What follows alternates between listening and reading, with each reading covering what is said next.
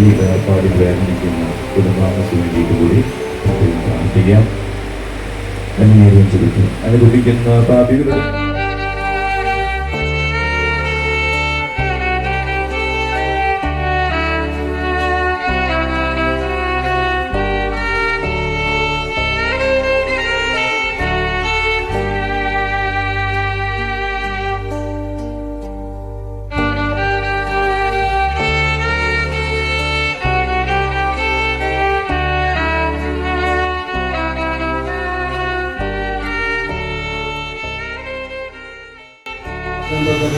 വേർപാട് ദുഃഖാത്തരായ ജീവിതകാരി വിവിധ മക്കളായ അമർത്തിട്ട് അമർന്ന് അഭിഷേകം പ്രിയമുള്ളവരെ, വേർപാട് ദുഃഖകരമാണ് നമുക്കെല്ലാവർക്കും അറിയാം. പക്ഷെ ഈ നിമിഷം പ്രിയപ്പെട്ട രാജന്റെ അടുത്ത് നിൽക്കുമ്പോൾ ഒത്തിരി ഓർമ്മകൾ നമുക്കെല്ലാവർക്കും മനസ്സിലേക്ക് കടന്നു വരുന്നുണ്ട്.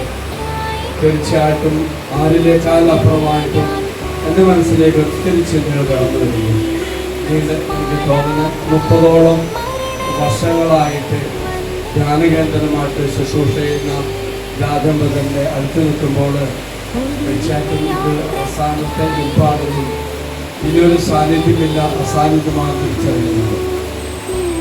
എങ്കിലും പ്രിയമുള്ളവരെ, ഇവിടെ നിന്നുകൊണ്ട് ഞാൻ ഈ 2 വാക്ക് പറയുമ്പോൾ രാജന്റെ കൂടെ വർഷങ്ങളെ ശുശ്രൂഷ ചെയ്തപ്പോൾ എൻ്റെ മനസ്സിലേക്ക് കടന്നു വന്നൊരു ചിത്രം എന്ന് പറയുന്നത്, നഥാനിയേൽ യേശുവിന്റെ അരികിലേക്ക് വന്നപ്പോൾ നഥാനിയേൽ നോക്കി തമ്പുരാൻ പറയുന്നുണ്ട്, ഒരു നിഷ്കളങ്കനായ ഇസ്രായേൽക്കാരനുണ്ട്.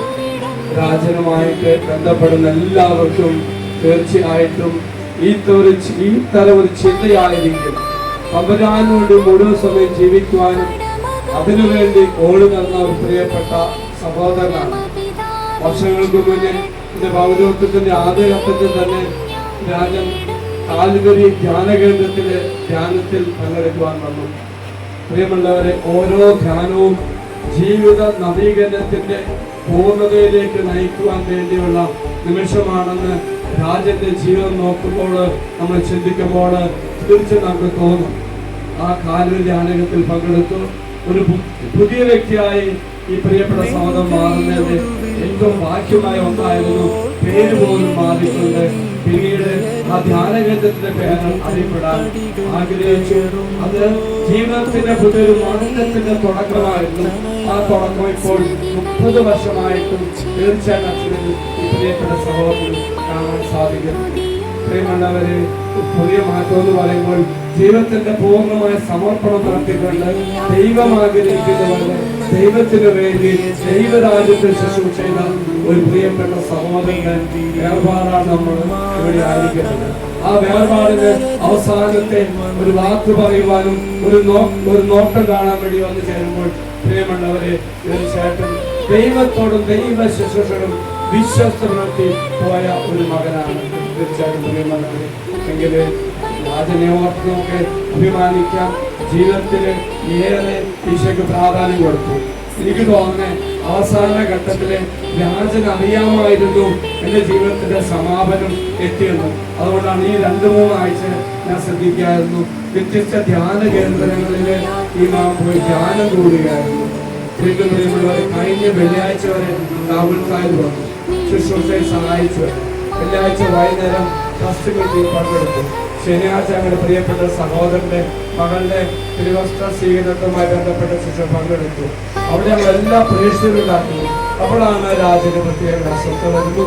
ഞങ്ങളെല്ലാവരും പ്രാർത്ഥിച്ച് ഒരുക്കി രാജന് ഹോസ്പിറ്റലിലേക്ക് പറഞ്ഞയക്കുന്നു. വീണ്ടും ഞങ്ങളെല്ലാവരും ഹോസ്പിറ്റലിൽ ചെല്ലുന്നു, വീണ്ടും പ്രാർത്ഥിക്കുന്നു. പ്രിയമുള്ളവരെ, പ്രാർത്ഥിച്ചൊരുങ്ങിയ ഒരു നീണ്ട യാത്രയ്ക്ക് ഒരുങ്ങിയ പ്രിയപ്പെട്ട മകന്റെ യാത്രയാണ്. ഈ യാത്ര ഒന്ന് സന്തോഷിക്കുകയാണ്. ദൈവ സന്നിധിയില് നമുക്കൊന്ന് പ്രാർത്ഥിക്കുന്ന ഒരു മകനുണ്ട്. തീർച്ചയായിട്ടും പ്രിയപ്പെട്ട വിനീതിക്ക് മക്കൾക്ക് അഭിമാനിക്കാം. ദൈവസന്നിധിയിൽ പ്രാർത്ഥിക്കുന്നു. അതപ്പുറമാട്ടം ആയിരങ്ങളല്ല 10,000 ലക്ഷങ്ങളെ ഈശോയ്ക്ക് ചേർത്തോക്കാൻ സാധിച്ച ഈ മാനവർക്ക് നമുക്ക് ഈശോയ്ക്ക് നന്ദി പറയുന്നു. ഒപ്പം പറയുന്നത് പ്രിയപ്പെട്ട മകന്റെ ജീവിതകാലത്ത് നമ്മെപ്പോൾ തന്നെ വെച്ച് പാപത്തിന്റെ അവസ്ഥയിൽ ബാക്കിയുണ്ടെങ്കിൽ നമ്മൾ അതിനുവേണ്ടി പ്രാർത്ഥിക്കുകയും ചെയ്യാം. ഒരിക്കലും പ്രിയപ്പെട്ട കുടുംബാംഗങ്ങൾ ഓർക്കുകയും പ്രിയപ്പെട്ട രാജ്യകാലം പ്രാർത്ഥിക്കുകയും ചെയ്യും. സ്നേഹം തന്നൂരൻ പ്രിയരെ ദേഹം വെടിയും നേരത്ത് മിശിഹ തന്നുടെ നാമത്തിൽ നന്ദി പറഞ്ഞു മടങ്ങട്ടെ.